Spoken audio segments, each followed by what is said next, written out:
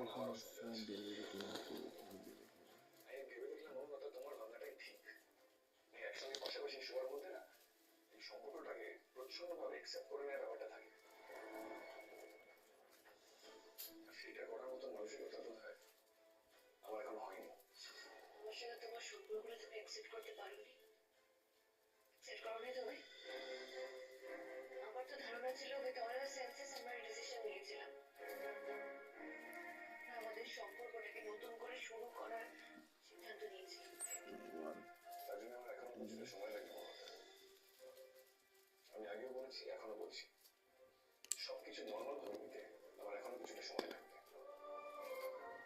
আর সেই সময়টা যদি তোমার হাতে না থাকে তুমি নিজের মতো সিদ্ধান্ত নিতেই পারো। কতটা সময় তোমার লাগবে আমাকে বলো? কয়েক সপ্তাহ, কয়েক মাস, কয়েক বছর, নাকি ইনফিনিটি? কিছু আইডিয়া দেবে আমাকে প্লিজ? সেই প্রশ্নের উত্তর আমার কাছে নেই।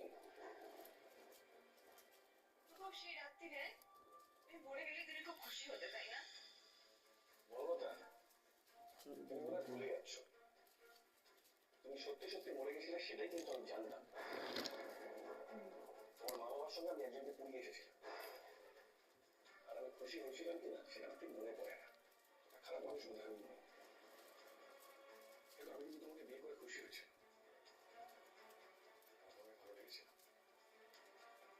তুমি যদি সেই রাত্রে পালিয়ে না গিয়ে আমাদের বাড়িতে যদি আসতে তাহলে নিশ্চয়ই আমাদের সম্পর্কটা অন্যরকম হতো। পালাই দিলি কি করতে?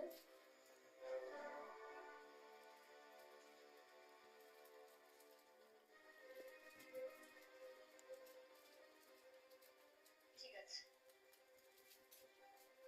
তুমি সময় চাইছো।